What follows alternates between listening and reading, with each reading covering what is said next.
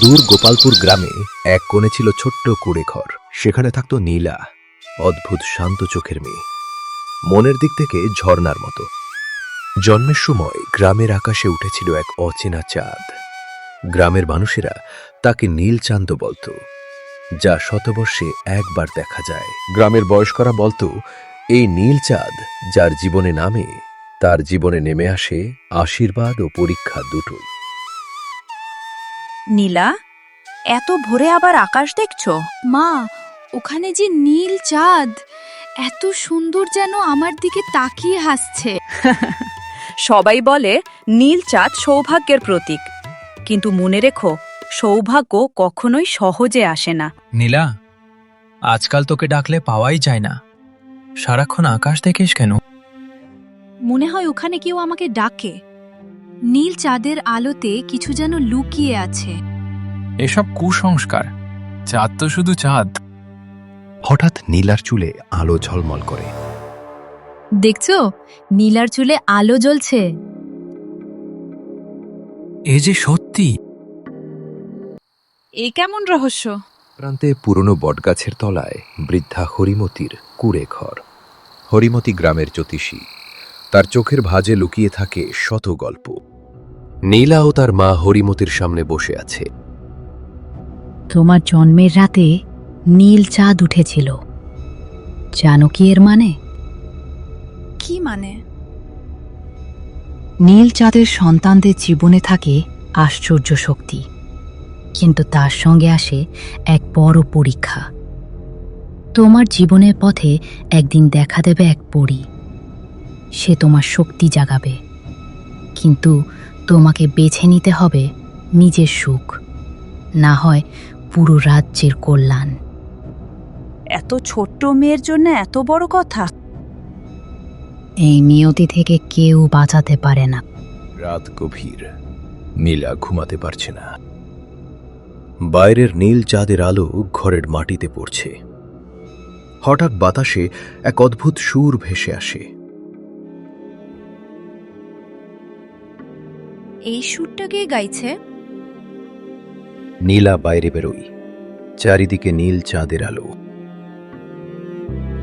নীলা, নীলা, তোমার হৃদয় যদি পবিত্র হয়, তুমি খুঁজে পাবে সত্যের পথ। কে তুমি? কোথায় আছো?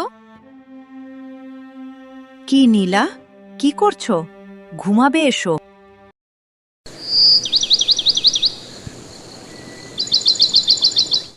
নীলা, আজ তোকে দেখাচ্ছে অদ্ভুত চুপচাপ। কি হয়েছে? গত রাতে আমি এক সুর শুনেছি, যেন কেউ আমাকে ডাকছিল। স্বপ্ন দেখেছিস? না রঘু, এ স্বপ্ন নয়, এ যেন সত্যি। যদি সত্যি হয় তবে সাবধানে থাকিস। আমি জানি না এটা কি, কিন্তু আমার মনে হচ্ছে এক অদ্ভুত পথ আমার জন্য অপেক্ষা করছে। রাত গভীর, প্রবল বর্ষা, বিদ্যুৎ চমকাচ্ছে। মেঘের গর্জনের মাঝে আবার শোনা গেল সেই সুর। এবার শব্দ আরো স্পষ্ট। নীলা, প্রস্তুত হও, সময় এসেছে তোমার নিয়তির পথে হাঁটা। আমি প্রস্তুত, যাই আসুক আমি ভয় পাব না।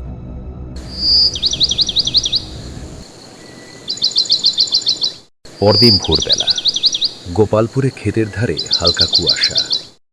নীলা ঘাসে শিশিরের ফোঁটা ছুঁতে ছুঁতে হাঁটছে। হঠাৎ পাশের বড় বটগাছের তলায় নীল চাঁদের মতো আলোর ঝিলিক। ওটা কি আলো? ঝিলিক ধীরে ধীরে স্পষ্ট হয়ে এক অপরূপ রূপে পরিণত হয় এক পরী। তার পোশাকের উপর নীল চাঁদের আলোর ছটা খেলছে। আপনি কে? আমি চন্দ্রপুরী, শতবর্ষে একবার এই পৃথিবীতে নামি। তোমার জন্মের রাতে যে নীল চাঁদ উঠেছিল, সেটাই আমার আগমনের সংকেত। আমার জন্য এসেছেন? হ্যাঁ নীলা, তোমার হৃদয় পবিত্র।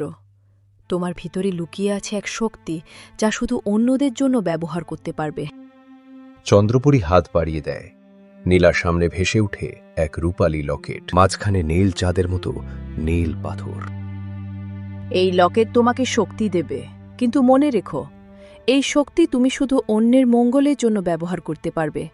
একদিন তোমাকে বেছে নিতে হবে নিজের সুখ নাকি সমগ্র রাজ্যের কল্যাণ। আমি তো শুধু গ্রামের এক সাধারণ মেয়ে, আমি কিভাবে এত বড় সিদ্ধান্ত নেব? যখন সময় আসবে তখন তোমার হৃদয় তোমাকে পথ দেখাবে। এই বলে চন্দ্রপরী লকেটটি নীলার গলায় পরিয়ে দেয়। বিকেলে গ্রামের মাঠে খেলা করছে শিশুরা। হঠাৎ করে রঘু পা মুচকিয়ে মাটিতে পড়ে যায়। আহ পা পা কেউ একটু পানি আনো। নীলা দৌড়ে যায়। লকেটের নীল পাথর হঠাৎ আলো ছড়ায়। নীলা হাত রাখতেই রঘুর পা থেকে ব্যথা কমে যায়। ব্যথা চলে গেল। এটা কিভাবে হলো? নীলা, তোর গলায় যে লকেটটা আছে সেটা আলো দিচ্ছিল। এ কি সেই শক্তি, পরীর উপহার। রাতে নীলা ঘরে বসে লকেট নিয়ে ভাবছে। ঠিক তখনই তার মা তার কাছে এগিয়ে আসে। আজ সারা গ্রামে শোনা যাচ্ছে তুই নাকি রঘুর ব্যথা এক মুহূর্তে সারিয়ে দিয়েছিস। মা, আমি জানি না এটা কিভাবে হলো।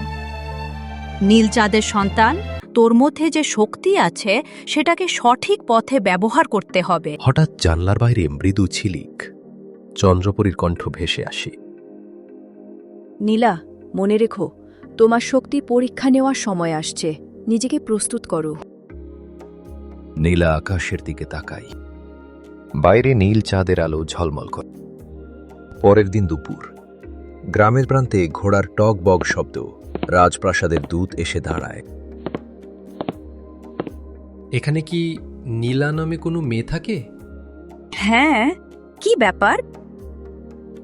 মহারাজের নির্দেশ, রাজকুমার রুদ্রের জন্মদিন উপলক্ষে গ্রাম থেকে নির্বাচিত কয়েকজন কিশোরীকে আমন্ত্রণ জানানো হয়েছে। নীলার নাম তালিকায় আছে। নীলা, এ তো বিরাট ব্যাপার। কিন্তু আমি কেন? রাজ নিজেই বলেছেন নীল চাঁদের রাতে জন্ম নেওয়া মেয়েটিকে প্রাসাদে দেখতে চান। এই বলে দূত সেখান থেকে চলে যায়। বন্ধুরা, পরের পর্বে কি হতে চলেছে সেটা দেখতে হলে এখনই আমাদের চ্যানেলটিকে সাবস্ক্রাইব করুন।